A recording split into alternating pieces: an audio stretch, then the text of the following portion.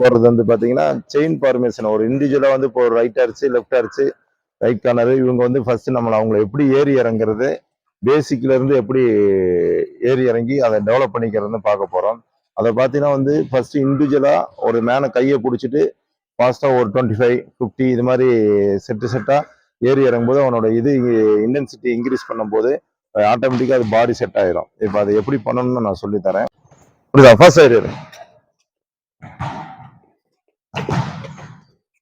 நல்லா இழுத்து போ, ஃபாஸ்டா எவ்வளவு இருக்குமோ இழுத்து போ, பவரா.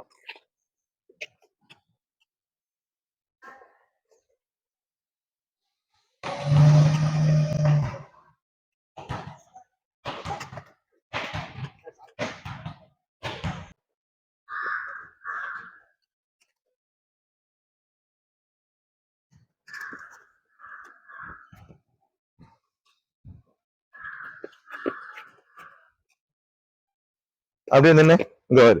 இந்த காலை நீங்க வந்து வைக்கும்போது இப்ப நின்று வந்து இருந்ததுல நின்று இப்ப மறுபடியும் போயிட்டோம். ஒரு நல்லா கவனி, எல்லாருமே கவனி. இங்க வரு, இப்படி ஊந்தி இங்க வரு, ஊண்டி நீ இப்படி நிக்கும் போது உனக்கு பெயின் அதிகமாகும். நான் என்ன சொல்றேன், இதுல ஏறிட்டு இந்த மூமெண்ட் ஹீல் பண்ணலாம். இப்படி நின்று ஃபுல்லுக்கு பரலாம். ஃபோர்ஸ் வந்து தரையில இருக்கும். இப்படி நிக்கிறதுனாலதான் உனக்கு பெயின் ஆகுது. அடுத்து ஃபாஸ்டா பண்ண முடியல. ஃப்ரீயா பண்ண. அவ்வளவுதான். இப்படி நின்னா என்ன பண்ணது, ஆங்கில எடுக்க என்ன பண்ண முடியாது, டக்குனு குடிய முடியாது. இப்படி நின்னா என்ன பண்ணலாம், புரிஞ்சிடலாம். இப்படி நிக்கும் போது இந்த நீ வந்து என்ன அழுத்த உங்களுக்கு கொடுக்குதா, அப்ப வந்து என்ன பண்ண, குனிஞ்சு ஆங்கில எடுக்க முடியாது. இந்த காலை தூக்கி நிக்கும் போது ஃப்ரீயா இருந்தீங்கன்னா ஈஸியா ஆங்கில எடுக்கலாம். பார்த்தீங்கன்னா மேன் சப்போர்ட், அடுத்து வந்து சிங்கிள் எலாஸ்டிக் பேண்ட் சப்போர்ட், இப்போ double elastic pant support. First வந்து பார்க்கும்போது பார்த்தீங்கன்னா ஒரே ஆளுதான் இழுத்து பண்ணிட்டு இருந்தா. ரெண்டாவது சிங்கிள் இது பார்க்கும்போது ஒரு சைடு டைட்டா இருக்கும், ஒரு சைடு ஃப்ரீயா இருக்கும். இப்போ பார்த்தீங்கன்னா ரெண்டு சைடுமே போகும்போது டைட்டா இருக்கும், வரும்போது டைட்டா இருக்கும். இப்ப இந்த டைட்டா இது போய் பண்ண ஏறி இறங்கும் போது ஆட்டோமேட்டிக்கா உனக்கு கொஞ்சம் கொஞ்சமா இது ரொம்ப ஹார்ட் ஒர்க்கா தான் இருக்கும். பண்றது கொஞ்சம் கஷ்டமா தான் தெரியும். அந்த கஷ்டத்தோட பண்ணி பழகும் போது ஆட்டோமேட்டிக்கா உனக்கு என்ன ஆயிரும், நல்ல ஃப்ரீயா எவ்வளவு இதா இருந்தாலும் பரவாயில்ல, எவ்வளவு ஸ்பீடு வந்து நம்ம மசில்ஸ் அதுக்கு தகுந்த மாதிரி என்ன பண்ணிடும், அடாப்ட் ஆயிடும். சரியா?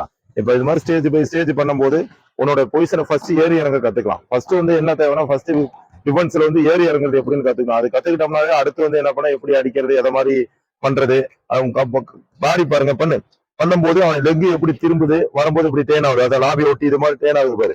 இதுதான் மெயின். ஃபர்ஸ்ட் அதான், இதுதான் ஃபர்ஸ்ட் எடுத்துற ஸ்டேஜ். ஒரு கபடி பிளேயர்ஸ் வந்து செயின் பார்மேஷன் இதை ஃபர்ஸ்ட் இதை தான் கத்துக்கணும். இந்த பாரு, இப்படி ஏறி இறங்குறான், இப்படி இறங்குறான், இந்த லெக் வரும்போது இது டேன் ஆகுறான். இப்ப இது அழகா அந்த ரொம்ப இது என்ன பண்ணும்போது கடினமா தான் இருக்கு செய்யும் போது.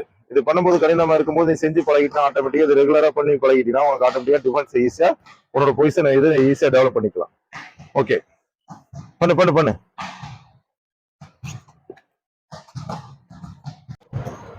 நல்லா ஃபுல்லா போ.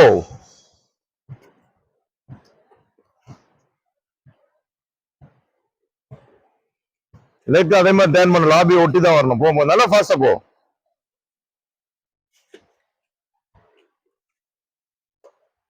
கீழே பார்க்காத, மேல பார்த்து ஆடு. ஏறி இறங்க, கை பிடிக்கிற மாதிரி எனக்கு.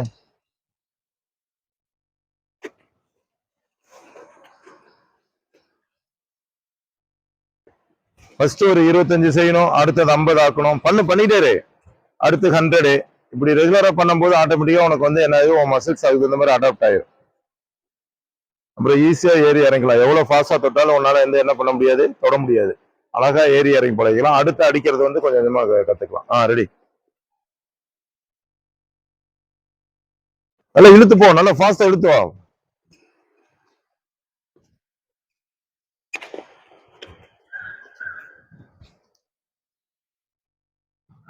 ஃபர்ஸ்ட் 50 தடவை என்றா அவனுக்கு கவுண்ட் பண்ணு. நல்லா சவுண்டா சொல்லு பாப்போம். ரெடி, ஸ்டார்ட் பண்ண. சவுண்டா இங்கிட்டு வா, சைட்ல வா. 3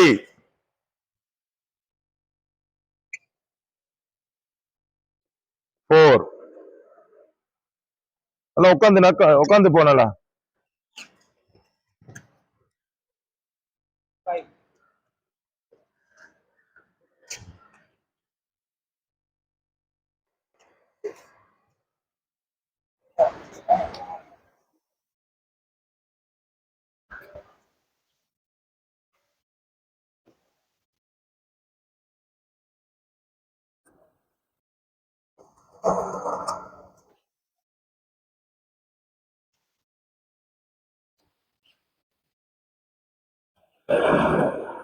பாசம் அல்லவா உள்ள வந்து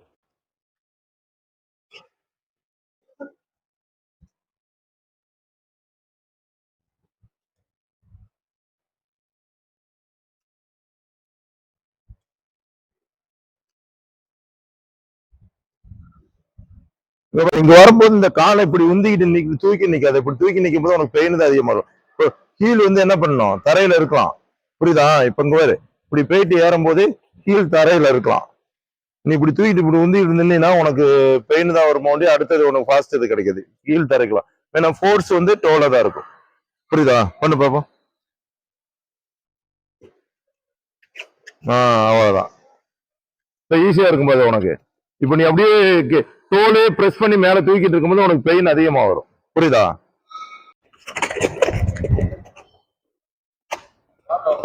உட்கார ஒருத்தர் உள்ளவா ஒருத்தர் வெளியவா. ம்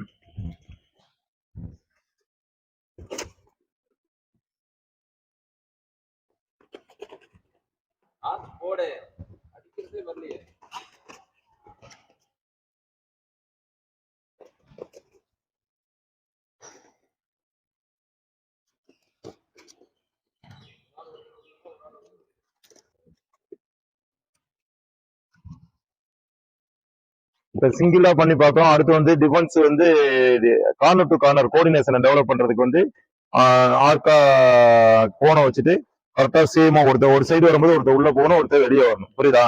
இப்ப வந்து இது ரெகுலரா பார்த்து 2 பேரும் ஒரே மாதிரி சேமா வரணும். பாசாவா இப்ப இது ஈஸியா பண்ணி ரெகுலரா பண்ணி பார்க்கும்போது உங்களுக்கு ஆட்டோமேட்டிக்கா வந்து உனக்கு வந்து டிஃபென்ஸ் வந்து கோஆர்டினேஷன் கார்னர் டு கார்னர் வந்து ஈஸியா வந்து செட் ஆயிக்குவாங்க.